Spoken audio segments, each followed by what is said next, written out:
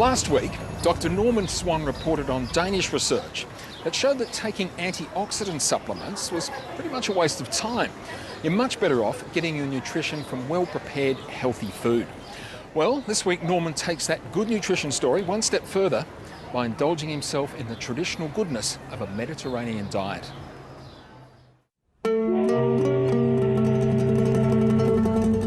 The Mediterranean diet was originally made famous by studies in the Greek island of Crete, whose people are amongst the longest living in the world.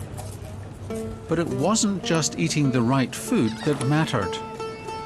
Although they ate a lot of food and a lot of olive oil, they were able to maintain a healthy body weight by doing a lot of physical work. Eleni and Louis Knidiadis came from Greece in 1961, bringing their traditional ways to Melbourne. And nearly 50 years later, they're still tilling their own soil. Good for your health because you turn up the soil and again, this is good exercise, plus you have a nice fresh veggies. You try it, you go home and you see it. And home I went. Here we are in a traditional Greek garage. Wood-fired oven, slow-cooking stove in the corner. And it's not in Thessalonica, it's actually in Coburg in Melbourne. And we also have Vasily Knidiadis here with us. Vasily, thanks for having us. Thank you for coming. Vasily is a TV chef who specialises in Mediterranean cooking. But what, in fact, is good for us in the Mediterranean diet? Is it the slow-cooking lamb that's been cooking for the last 10 hours? Is it growing your own food? Is it the dancing that I'm about to do later? It's all the above, plus Mama's cooking. That's what I suspected, but now we're going to find out. We'll join Vasily in the kitchen later, but first I met up with dietitian and researcher Dr. Catherine Itsiopoulos. She's been researching the Mediterranean diet for over a decade, and she joined me at the markets to show me what to buy. We've got Kalamata, Kalamata green olives, olives. green Any olives. difference between the two?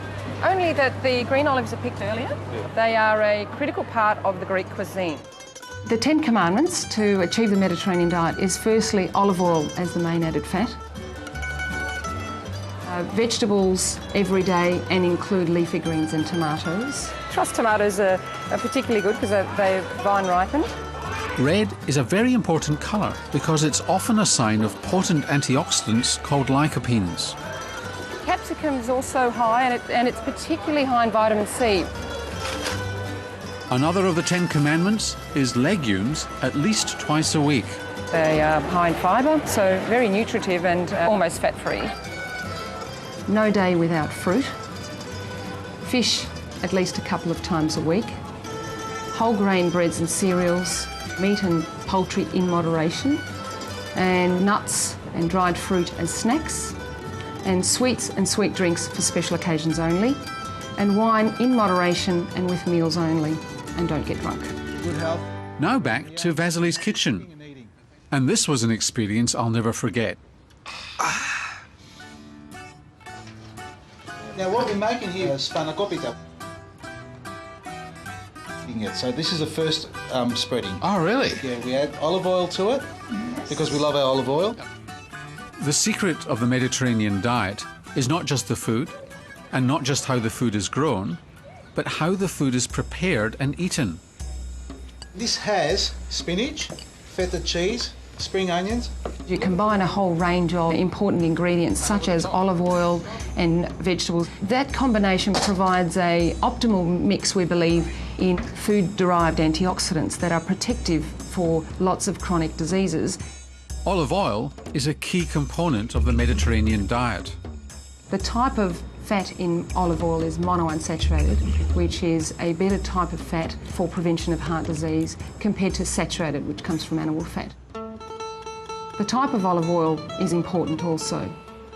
Extra virgin olive oil is very high in antioxidants. Then you have light olive oil, which people are choosing thinking that it's lower in fat. In fact, the fat content is exactly the same, but its antioxidant content is almost zero.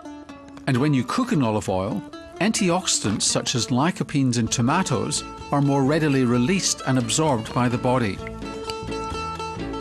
Traditional Mediterranean cuisine involves a lot of slow cooking. Casseroles rich with olive oil, tomatoes, garlic, herbs and onions. Now, by slow cooking, you're not producing advanced glycation end products or AGEs. These end products from typical Western cooking are quite toxic to our health. So let's go around and have a look at the fry. We believe that these AGEs, which are formed from the browning process of high temperature cooking, grilling, toasting, these AGEs may be detrimental to your health and lead to earlier ageing and chronic diseases such as heart disease and diabetes. So that's part of the benefits of the Asian and the Mediterranean diets, is you don't get a lot of these advanced type of... no. Look at that. That is fantastic. And the last factor is enjoying food as a social occasion. Look at that.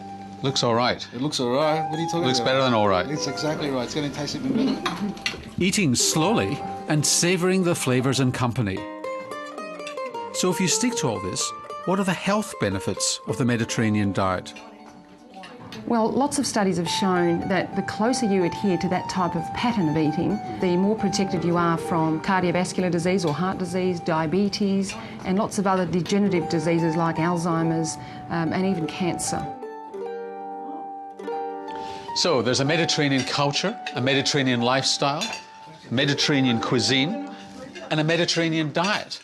It's a bundle of stuff. And the closer that you can get to this bundle, the longer you can live. So, Dalia Rexy, good appetite.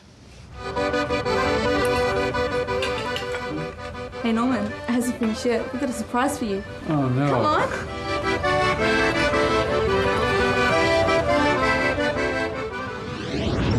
Next week on Catalyst, Australia threatened by fatal forms of an ancient disease. And bosoners, be aware of the heavy metal invaders. By the way, 3 of the scientists we featured on Catalyst this year are currently being honoured by the Prime Minister at Parliament House in Canberra. And if you want to know more about the Prime Minister's prizes for science, go to our website. See you next